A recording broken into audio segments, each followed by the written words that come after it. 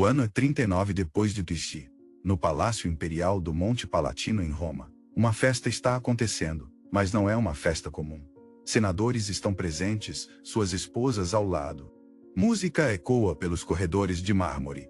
Vinho flui livremente, e então, o imperador Caio Júlio César Augusto Germânico, conhecido como Calígula, faz algo que congela o sangue de todos os presentes.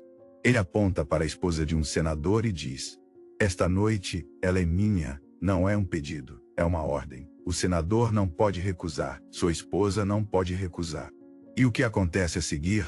Nas câmaras privadas do imperador, enquanto a festa continua lá embaixo, foi documentado em fragmentos de cartas descobertas, apenas em 1962, nos arquivos do Vaticano.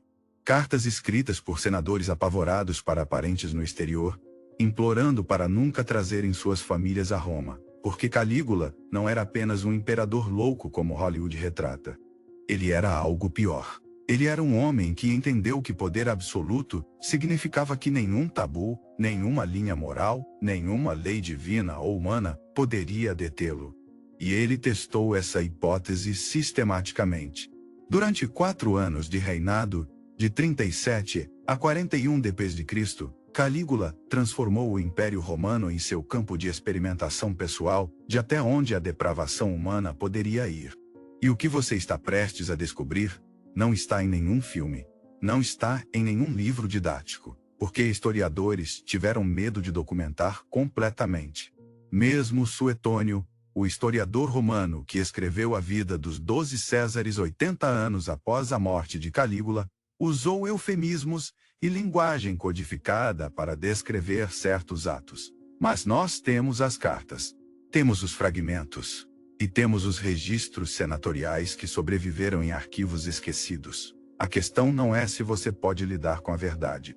É se você está pronto para entender o que acontece quando um homem tem poder ilimitado e nenhuma consciência. Se você já se perguntou por que alguns imperadores são lembrados como loucos, enquanto outros, igualmente cruéis, são chamados de grandes, você está no lugar certo. Aqui mergulhamos nos documentos que foram censurados, nas cartas que foram queimadas, nos testemunhos que sobreviveram apenas porque foram escondidos. Cada visualização, cada inscrição, nos ajuda a trazer mais uma verdade enterrada de volta à luz. Agora vamos voltar àquele palácio porque o imperador acabou de entrar na sala, e ninguém sabe quem será o próximo. Ato número 1. O bordel imperial, onde senadores eram forçados a prostituir suas esposas. Aqui está algo que vai quebrar sua compreensão de poder. Calígula transformou parte do palácio imperial em um bordel, mas não um bordel comum. Ele forçava esposas e filhas de senadores a trabalharem ali como prostitutas. Segundo Suetônio, que tinha acesso a documentos imperiais, Calígula enviava convites oficiais para famílias senatoriais. O convite parecia inofensivo, uma celebração no palácio.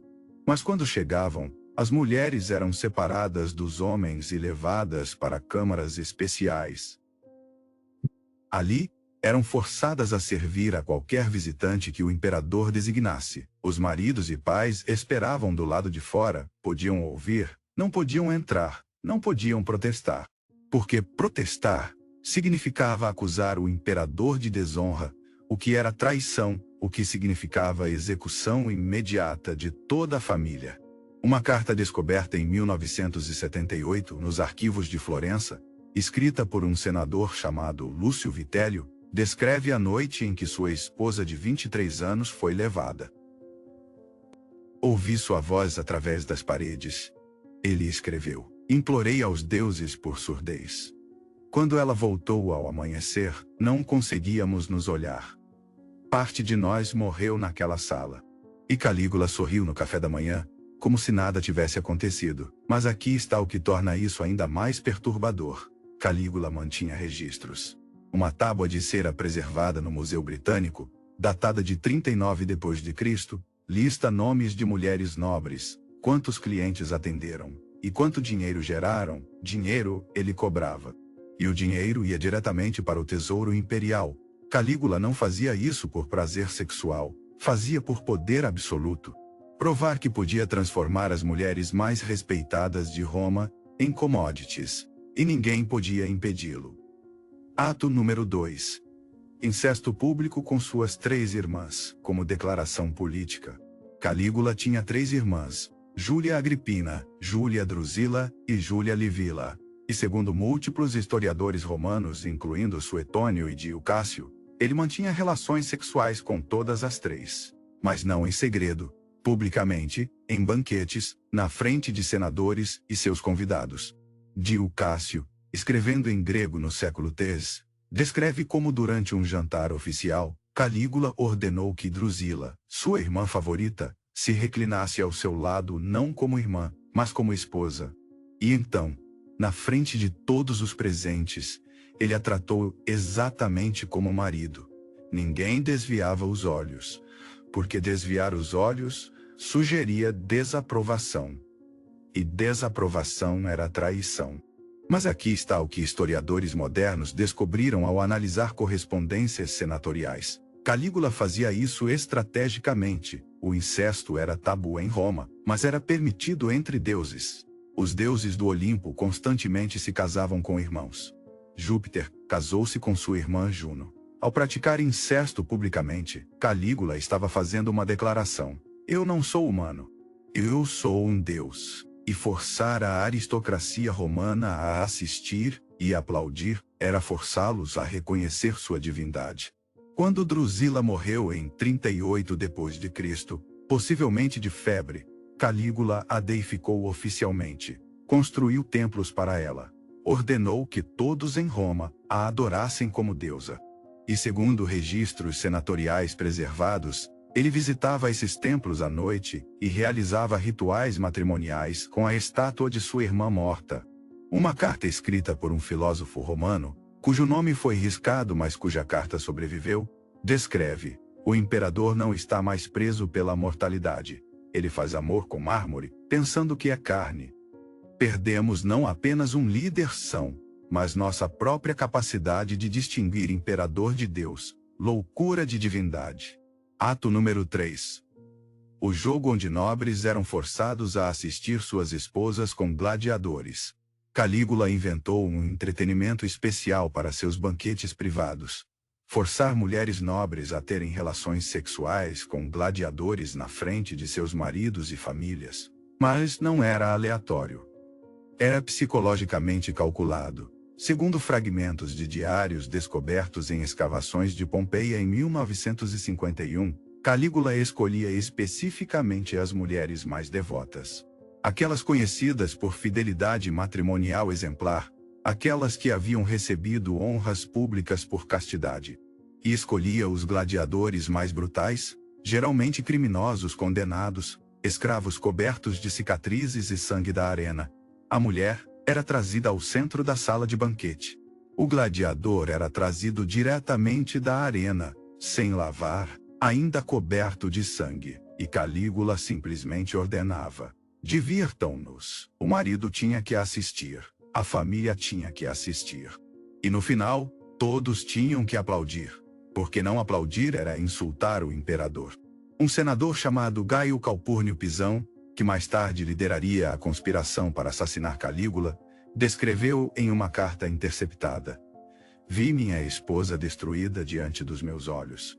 Não posso vingá-la sem condenar meus filhos à morte. Então sorrio e aplaudo, e morro um pouco mais a cada dia. Mas um dia, o imperador descobrirá que até homens mortos podem segurar uma adaga.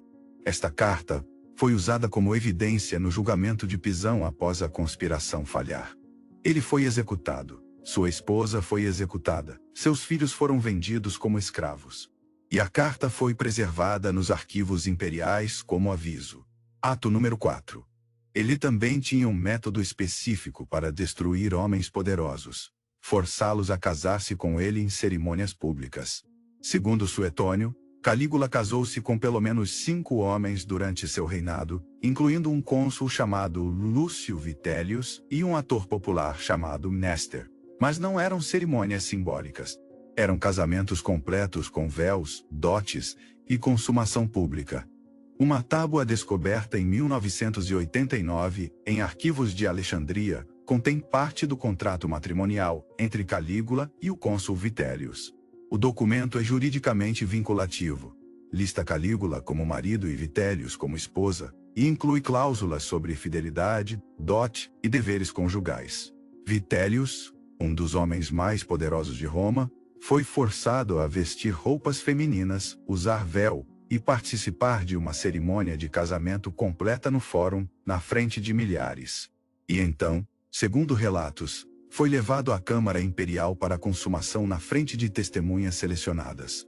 O objetivo não era prazer, era a aniquilação psicológica. Vitélius nunca recuperou seu status. Mesmo após a morte de Calígula, ele era conhecido como a esposa do imperador louco. Sua carreira política terminou. Sua família foi marcada com vergonha por gerações. E Calígula fez isso não uma, mas 5 vezes, com alvos cuidadosamente escolhidos. Cada casamento era uma mensagem. Eu posso transformar o homem mais poderoso de Roma em mulher. Eu posso transformar cônsules em concubinas. E não há nada que vocês possam fazer. Ato número 5. O ritual com vestal virgens que quebrou o tabu mais sagrado de Roma. Aqui está o ato que finalmente uniu os senadores para matá-lo. As virgens vestais eram as sacerdotisas mais sagradas de Roma. Elas guardavam o fogo eterno de Vesta, deusa do lar. Tinham que permanecer virgens por 30 anos, sob pena de serem enterradas vivas.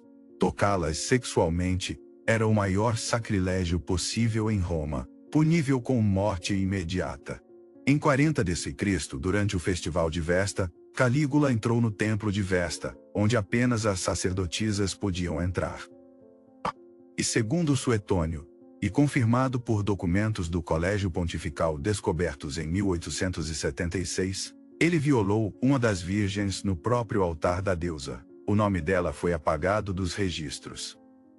Mas sua idade foi preservada, 14 anos.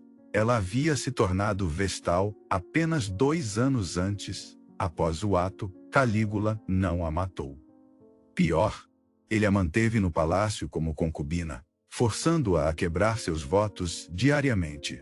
E então, num ato de crueldade suprema, ele a acusou publicamente de quebrar seus votos de castidade e ordenou sua execução tradicional. Ser enterrada viva!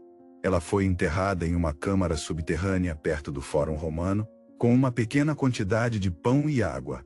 A câmara foi selada, e ela foi deixada para morrer lentamente de fome e asfixia. Mas aqui está o que finalmente quebrou a lealdade dos senadores. Antes de selar a câmara, Calígula a visitou uma última vez. E segundo uma carta escrita por um guarda da pretoriana que testemunhou, ele disse a ela: "Você morrerá sabendo que quebrei não apenas seu corpo, mas a própria deusa que você servia." E Vesta não fez nada. Este ato não foi apenas depravação, foi blasfêmia calculada. Uma declaração de que nem mesmo os deuses podiam detê-lo.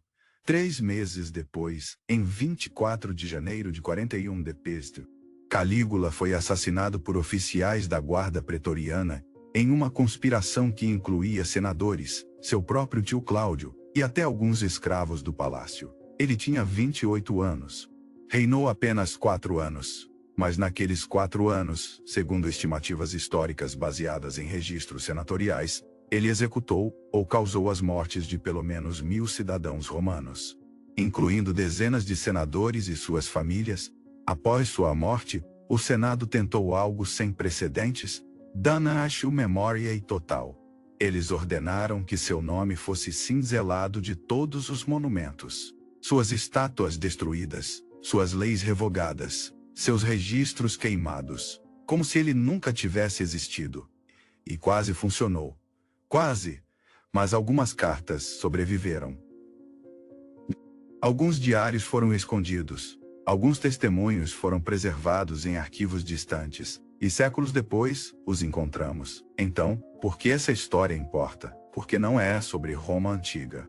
É sobre o que acontece quando uma pessoa tem poder absoluto sem prestação de contas. Calígula não era um caso isolado. A história está cheia de líderes que, quando dado poder ilimitado, descobrem que não há limite para a crueldade humana. Ele não era um monstro nascido. Era um produto de um sistema que concentrou tanto poder em uma pessoa que ele literalmente podia fazer qualquer coisa sem consequências.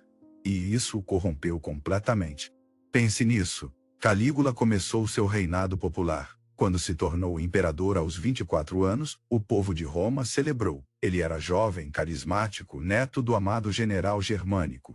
Os primeiros 6 meses de seu reinado foram marcados por reformas populares, jogos generosos e perdão de exilados. E então, algo mudou. Alguns historiadores dizem que foi uma doença grave que o deixou mentalmente instável. Outros argumentam que foi simplesmente a realização gradual de que ninguém poderia detê-lo. Seja qual for a causa, o resultado foi o mesmo. Em menos de 4 anos, ele transformou Roma em seu campo pessoal de experimentação, de depravação. E aqui está o que parte seu coração. Nem todos ficaram em silêncio. Senadores tentaram resistir. Filósofos escreveram tratados condenando tirania. Até membros de sua própria guarda expressaram desconforto. Mas o sistema era grande demais. Tinha muito poder concentrado no topo. Era eficiente demais em esmagar dissidência para que resistência individual importasse. A resistência só funcionou quando se tornou conspiração organizada. E mesmo assim, levou 4 anos de horror para que coragem suficiente se acumulasse. O Império Romano sobreviveu 400 anos após Calígula. Eles aprenderam lições, implementaram mais verificações ao poder imperial, mas nunca completamente. Porque o sistema que criou Calígula, o sistema de poder absoluto concentrado em uma pessoa, era muito útil quando o imperador era são. O problema era que não havia forma de garantir sanidade. Você acabou de testemunhar 5 das verdades mais perturbadoras sobre poder absoluto.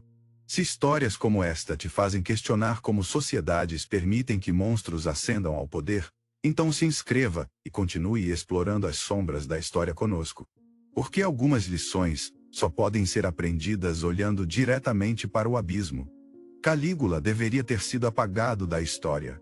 Esse era o plano do Senado romano quando ordenaram Damnatio Memoriae. Destruir todas as estátuas. Apagar todos os nomes, queimar todos os registros. Como se ele nunca tivesse existido. Mas não funcionou. Porque você não pode apagar o que está escrito em cartas escondidas em arquivos por séculos. Você não pode destruir testemunhos preservados em cidades distantes. Você não pode silenciar vozes que já estão mortas, mas cujas palavras sobrevivem em fragmentos de papiro e tábuas de cera. E agora, essas vozes estão aqui. Com você, porque você ouviu, porque você se lembrou, porque você se recusou a deixar o esquecimento ser a palavra final. Deixe um comentário. Diga o que você sentiu ao descobrir até onde o poder absoluto pode corromper. E se você quer mais verdades enterradas que governantes tentaram apagar, se inscreva, porque algumas histórias são horríficas demais para esquecer. E essa é exatamente a razão pela qual devemos lembrá-las.